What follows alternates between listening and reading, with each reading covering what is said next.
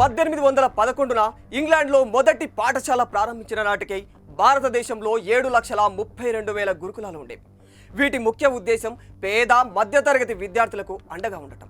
ప్రభుత్వ పాఠశాలల్లో గురుకులాలు దేశంలోనే ఉత్తమమైన పాఠశాలలుగా పేరుగాంచాయి. కానీ ఏ గురుకులాలు నిరుపేద విద్యార్థుల బతుకుల్లో వెలుగులు నింపుతాయని అనుకున్నామో ఇప్పుడు అవే గురుకులాలు విద్యార్థుల బతుకులను చీకట్లోకి నెట్టేస్తూ ఉన్నాయి. ముఖ్యంగా తెలంగాణ రాష్ట్రంలో ఈ గురుకులాలు గత కొంతకాలంగా నిత్యం వార్తల్లో నిలుస్తున్నాయి. ఏదో ఉద్ధరించి కాదు, పిల్లల ప్రాణాలను భక్షిస్తున్నందుకు. అనుమానాస్పద ఫుడ్ పాయిజన్ కారణంగా నిత్యం ఎంతో మంది విద్యార్థులు అస్వస్థతకు గురవుతున్న విషయం యావత్ దేశం చూస్తూనే ఉంది. ఈ విషయంలో తెలంగాణ హైకోర్టు కూడా ఇప్పటికే ప్రభుత్వాలకు మొట్టెకాయలేసింది. అసలు తెలంగాణ గురుకులాలలో ఏం జరుగుతుంది? ఎందుకు కుప్పలు కుప్పలుగా విద్యార్థులు పదే పదే అస్వస్థతకు గురవుతూ ఉన్నారు?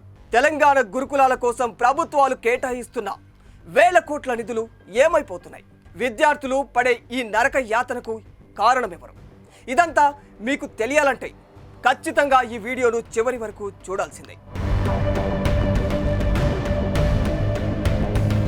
వాస్తవానికి తెలంగాణ రాష్ట్ర వ్యాప్తంగా ప్రస్తుతం 269 ఎస్సీ, 183 ఎస్టీ, 29 గిరిజన ఆశ్రమ గురుకులాలు, 327 మహాత్మా జ్యోతి బాపులే బీసీ, 204 మైనారిటీ సంక్షేమ గురుకులాలతో పాటు 37 జనరల్ గురుకులాలు ఉన్నాయి.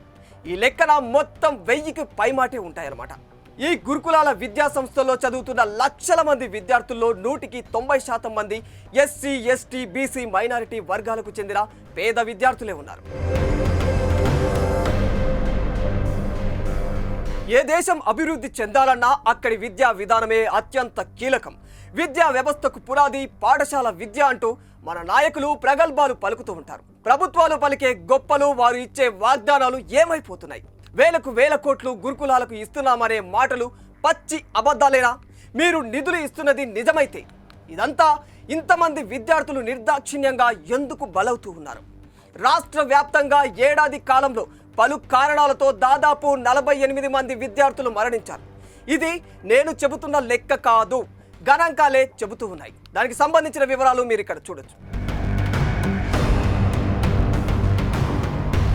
ఒకవైపు తెలంగాణ ప్రభుత్వం ఈ ఏడాది 120 గురుకుల పాఠశాలల భవనాలను నిర్మిస్తామని, అందుకు 5,000 కోట్ల నిధులు కేటాయిస్తున్నామని చెబుతున్నారు. గత ప్రభుత్వ హయాంలో కూడా ఎస్సీ, ఎస్టీ, బీసీ, మైనారిటీ సంక్షేమ రెసిడెన్షియల్ పాఠశాలలకు 2019-20 మధ్య కాలంలో 1,963 కోట్లు, 2020-21 మధ్య కాలంలో 2,515 కోట్లను కేటాయించింది.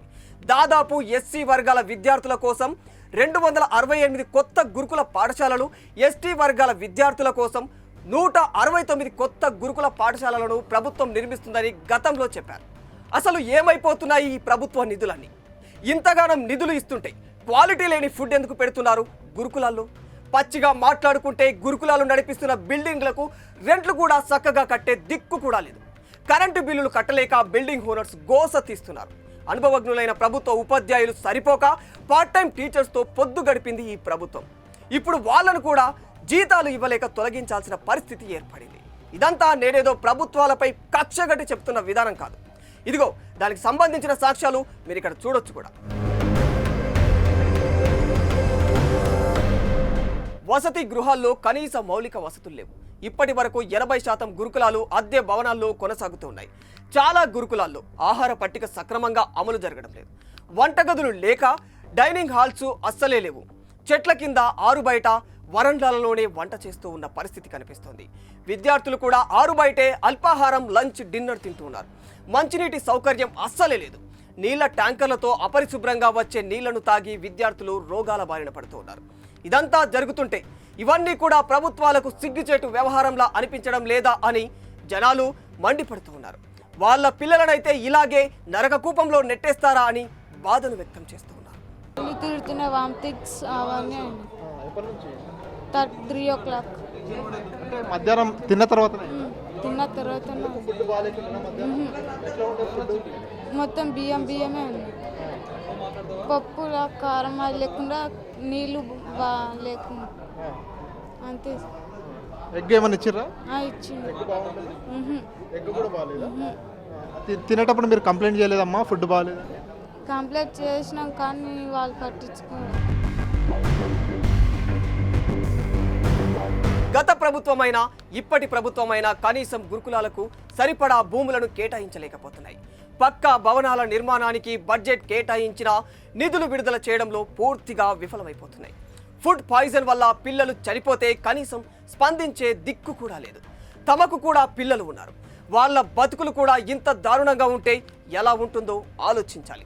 ఒక్క మాగనూరు జిల్లా పరిషత్ ఉన్నత పాఠశాలలలోనే ఈ మధ్యకాలంలో 21 మంది విద్యార్థులు అస్వస్థతకు గురయ్యారు. వారం రోజుల వ్యవధిలోనే ఇదే పాఠశాలలో మధ్యాహ్న భోజనం తిన్న 50 మంది విద్యార్థులు అస్వస్థతకు మళ్లీ గురయ్యారు. మీ వేల కోట్ల నిధులు వీళ్ళ ప్రాణాలను కాపాడగలవా? మైక్ దొరికింది కదా అని ప్రగల్భాలు పలకడం కాదు. ఇలాంటి సంఘటనలు మళ్లీ జరగకుండా కార్యాచరణ ఉండేలా చూసుకోవాలి.